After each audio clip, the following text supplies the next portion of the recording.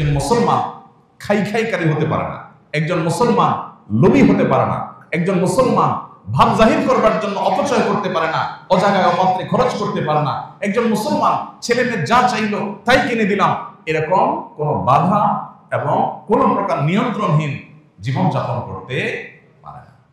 আমাদের ব্যক্তিগত জীবনে এই ব্যয়ের নীতিমালা মেনটেন করা খুব বেশি গুরুত্বপূর্ণ। আমি এর আগে আমার নিজের বিষয় বিভিন্ন সময় আপনাদের সাথে শেয়ার করেছি। যখন খুব অল্প উপার্জন ছিল তখন ওই অল্প উপার্জনে আলহামদুলিল্লাহ চলেছে। আমার মনে হয় না আমার পরিবারের সদস্যরা, আমরা মাঝে মধ্যে এখনো আলোচনা করি যে এমন সময় ছিল যখন একটা ডিম আমরা 4 টুকরা করে খেতে হয়েছে, 2 বাচ্চা 2 টুকরা, আমরা স্বামী স্ত্রী 2 টুকরা। আলহামদুলিল্লাহ আজকে টাকা নাই, একটা ডিম কিনেছি। ধার দেনা করে আমার 4টা ডিম খেতে হবে, এই টেন্ডেন্সি কখনো আলহামদুলিল্লাহ ছিল না, আমার কখনো করিও নেই। আমি মনে করে সেই সময়ের কথা আমি মনে করে কয়েক বছর কাটিয়েছি। কোনো দোকানদার বলতে পারবে না যে একটু ভোগের জন্য কোনোদিন দোকান থেকে কখনো 10 টাকা বাকি দিয়েছে, নাই, খামো আলহামদুলিল্লাহ।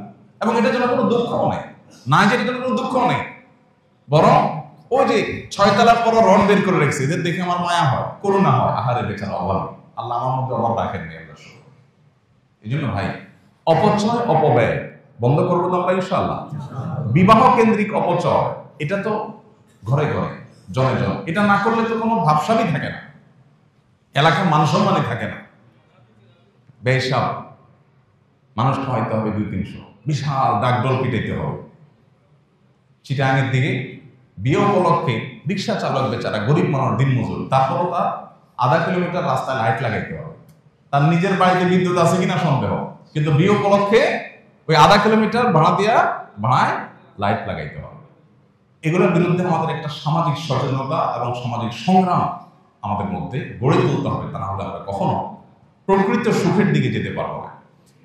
আমাদের রাষ্ট্রীয় পর্যায়ে যদি আপনি দেখেন যেই পরিমাণ অপচয় হয়, যেই পরিমাণ অপব্যয় হয়, নেতা নেত্রীরা কোনো দিকে যাবেন, 10টা তরুণ হয়। এর আগে আমি বারবার এই কথা এখানে বলেছি, 10টা গেট হয়, 20টা গেট হয়, এক একটা গেট নির্মাণ করতে লাখ টাকা খরচ, আরো বেশিও হয়।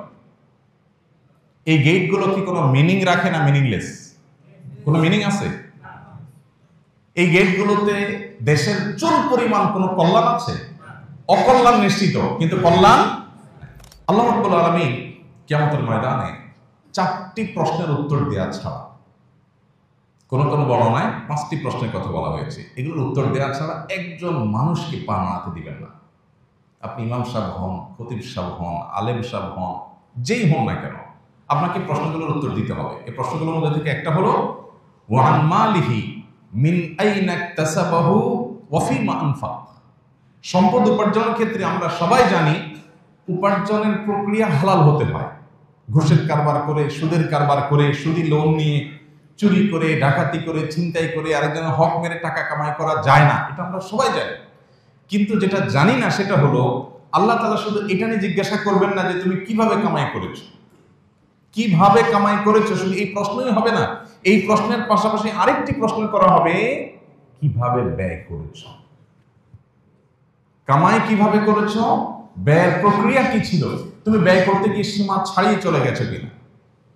আমার একটা ছেলে, আমার ছেলে বলছে, ছেলে চাইছে কোনো দিকে, বাস আর কোনো কথা নেই, টাকা কত ডাজ নট ম্যাটার, বাসায় আরো 5টা আছে সেটা কোনো ব্যাপার না, ছেলে চাইছে, আমার একটা ছেলে।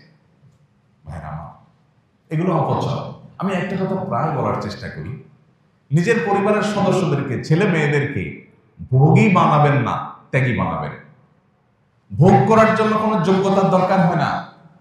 গরিবের ছেলে, গ্রামের ছেলে, একেবারে অশিক্ষিত মানুষ ভোগ করতে দিলে দেখবেন সেও পারে।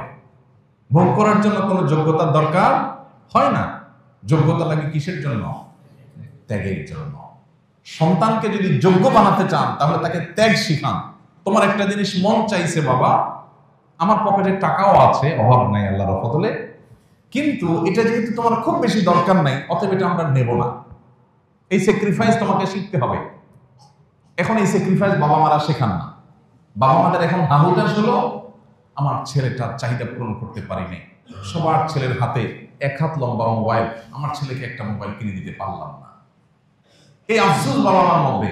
বাবা মার মধ্যে এই চেতনা নেই যে আমার সন্তানকে নিয়ে বসে চিন্তা করব, আলাপ করব, বাবা এই মোবাইলটা কি খুব বেশি ইম্পর্টেন্ট? এই মোবাইল ছাড়া কি চলা যায় না? এই মোবাইল ছাড়া কি তুমি তোমার জায়গায় পৌঁছতে পারবা না? তুমি যেই টাকাটা তোমার কোনো একটা ডিমান্ড পূরণ করতে গিয়ে খরচ করবা, এই টাকাটা খরচটা কমায়া তুমি একটা গরিবকে দান করতে পারো। তাকে অপশন আমরা দেই না। আমরা চিন্তা করি আমার ছেলে চাইছে, একটা ছেলে একটা মেয়ে, কারণ একটা বেশিতে এখন আর নাই, বেশিরভাগই একটার মধ্যে সীমাবদ্ধ, কারণ আমরা অনেক স্মার্ট। তো ছেলে মেয়েদের চাহিদা পূরণ করতে গিয়ে, পরিবারের সদস্যদের চাহিদা পূরণ করতে গিয়ে, নিজেদের যে দুনিয়াবি ডিমান্ড আছে এটাকে পূরণ করতে গিয়ে আমরা পাগল করা হয়ে যাই। আমাদের কোনো হুঁশ থাকে না, কত খরচ করছে, কত ব্যয় হচ্ছে, আমাদের কাছে কোনো গুরুত্বপূর্ণ বিষয় হয় না। আল্লাহ তাআলা আমাদেরকে হেদায়েত দান করুন। সম্পদ হলেই ভোগ করতে হবে, ভোগবাদী হইতে হবে, অপচয়কারী হইতে হবে, টাকা পয়সা উড়াইতে হবে, এটা ছোট লোকের চিন্তা, এটা কখনো বড় লোকের চিন্তা না। তাহলে বড় লোকের চিন্তা কি? বড় লোকের চিন্তা হলো আল্লাহ আমাকে অর্ডার দিয়েছে, তারপর আমি সাদা মাথা চললাম, আমার অর্ডার দিয়ে মানুষের উপকার করলাম, মানুষের সেবা করলাম।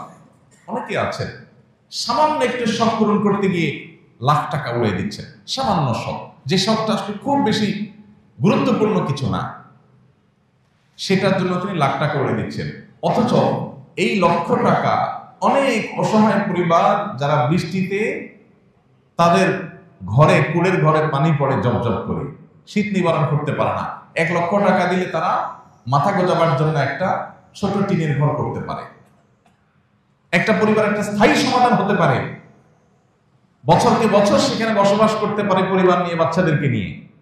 আমি সেটা মাত্র আমার সামান্য একটু শখ পূরণ করার জন্য খরচ করছি, 1 বিন্দু পরিমাণ বুকের মধ্যে আমার অপরাধ বোধ আমার মধ্যে জাগ্রত হচ্ছে না, আমার মধ্যে একটু বাধা আসছে না, একটু আমার সেন্স কাজ করছে না।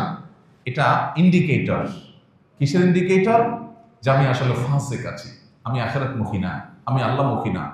গোটা পৃথিবীতে ভোগবাদের জয় জয়কার।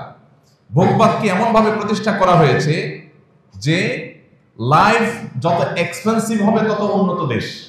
গোটা পৃথিবীতে তাকান, যে দিকে তাকাবেন, যেই দেশে যাবেন, যেই দেশে লাইফ যত বেশি এক্সপেন্সিভ, যেখানে জীবন ধারণ করতে 1 গাদা টাকা লাগে, সে দেশ তত উন্নত। এটা হলো আমাদের কাছে উন্নত হওয়ার ডেফিনিশন। স্বামীর একার উপার্জনে চলতে পারে না, স্ত্রীকেও কামাই করতে হয়, সেটা উন্নত।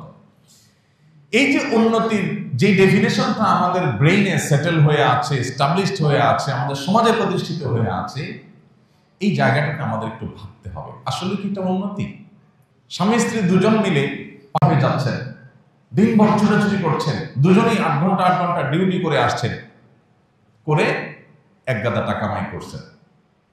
আর স্বামী বাহিরে উপার্জন করেছেন, স্ত্রী বেস্তরের সাইডটা খুব ভালো করে দেখভাল করেছেন, স্বামীর জন্য যে প্রস্তুত থেকেছেন, বাসাকে প্রস্তুত করে রেখেছেন, ইন্টারনাল ইস্যুগুলো ডিল করেছেন, ছেলে মেয়েদের বিষয়গুলো খুব ভালো করে দেখাশোনা করেছেন।